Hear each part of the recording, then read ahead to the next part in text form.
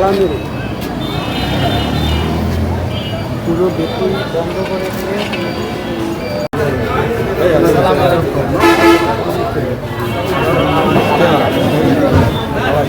দিয়ে আমার একটা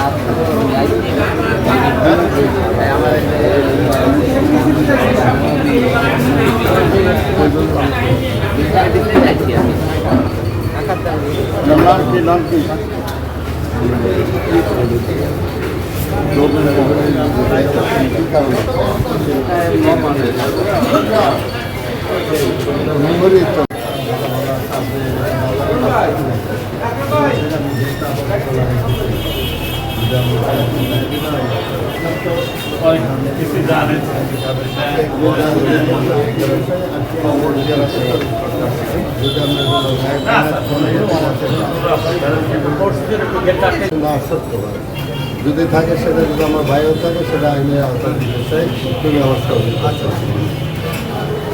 তোমার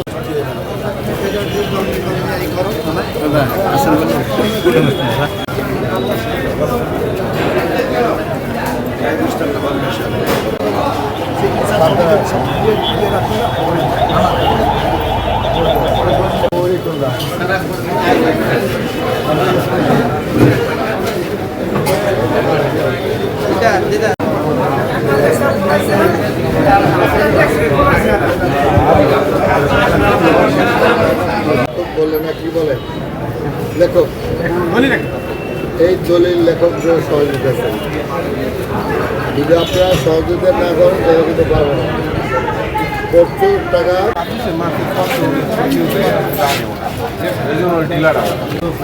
ধরার জন্য সহযোগিতা চাই। আমরা একটু সমাজটারে আমরা একটু অন্য কাজে নিতে চাই। সাদা মুক্ত যে শব্দটা আছে তোমার সব দেখো দলিল লেখক এনে দলিল লেখক বাদে সবাই বাইরে যাই আমরা তাইলে কথা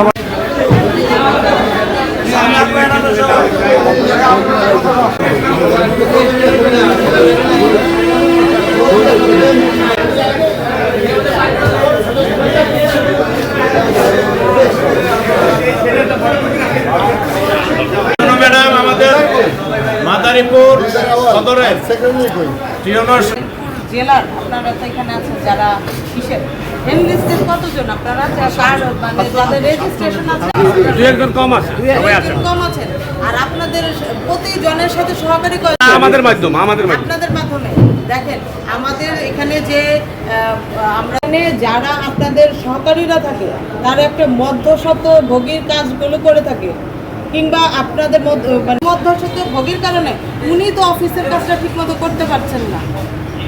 তাহলে বলেন এখানে করণীয় কি? আপনারা কি করতে চান? নিজেরাই তো লেখেন, তাহলে বাইরের লোক সব মশার বিরুদ্ধে সুরক্ষা দিতে এলো বসুন্ধরা এক্সট্রিম অ্যারোসল। মশার বিরুদ্ধে এক্সট্রিম সুরক্ষা। আপনাদের নিজেদের যে কাজটা নিজেরা হাতে করবেন, তাই তো? ওনাদের কি করার কথা নিজেরাই আপনারা লিখবেন। অন্য লোক এই রুমে ঢুকাবেন না। সিসি ক্যামেরা আওতায় না এই রুম, তাহলে এখানে আবার অন্য সমস্যা হয় কিভাবে? আপনারা আছেন, আসলে আমরা এইটা একটু ভুক্তভোগী আছি। আমরা দীর্ঘদিন যাবৎ এইটা নিয়ে আমরা অশান্তি ভোগ করতেছি। সবাই বললে আমি জীবিত থাকবো, বাইরে হলে তো গেলাম না। জীবিত থাকা অবস্থায় আমি এইগুলো করতে দেবো না ভাই, পরিষ্কার কথা। এই জায়গায় আপনাদের সকলের সহযোগিতা চাই। আসলে কথা আছে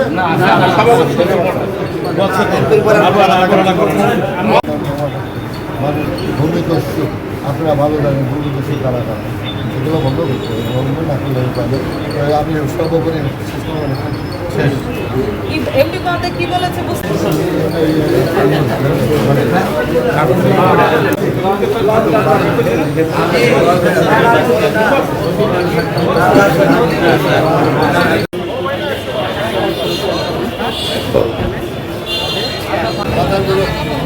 মাদারীপুরে এটা চলবো, মাদারীপুরে এটা চলবো যত সময় পর্যন্ত এই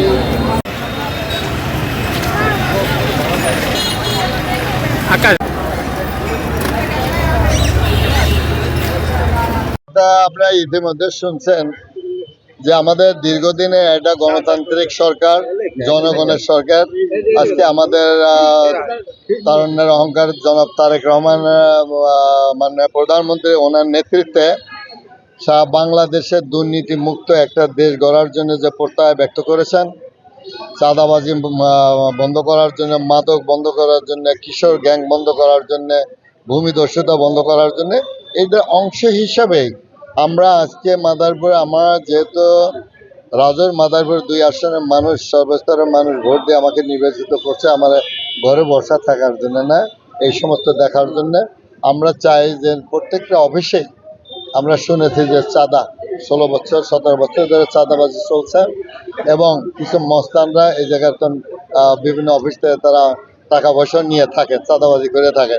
তা আমরা সেই সংবাদে আজকে অফিসে কাউকে অবহিত না করে আমাদের ইউনো মহোদয়, আমাদের সাব রেজিস্ট্রার হিসাবেও ছিলেন, আমাদের রাজনৈতিক দলের নেতৃবৃন্দ, বিভিন্ন পর্যায়ের নেতৃবৃন্দ ছিলেন, আপনারা সাথে নিয়েই আজকে কিন্তু এই অফিসটা আমরা অভিযান করলাম। অভিযানের মধ্যে দিয়ে আমরা স্পষ্ট পাইলাম যে হ্যাঁ, চাঁদাবাজি হয় এবং সেই সময়টুক কখন হয়, 2টা-3টার মধ্যে দিয়ে ওই সময়ের দিকে হয়। আমরা সেই জায়গায় নজর রাখছি এবং এই জায়গায় 47 জনের একটা দলিল লেখকের একটা তালিকা আছে যেটা রেজিস্ট্রেশনভুক্ত। আমরা বলছি সেই জায়গায় তাদের সেই 47 জনের ভোটার আইডি, সরি ওই যে আইডি কার্ড আছে সেটা ফটোকপি চাইছে এবং তারা বলছে যে তাদের সহকারী আছে, যেটা হলো কোনো সরকারি নির্ধারিত করে না, তারা ব্যক্তিগতভাবে। এবং আমরা জানি যতটুকু এই সহকারীর মধ্যে দিয়ে এই চাঁদাবাজিগুলো চলে।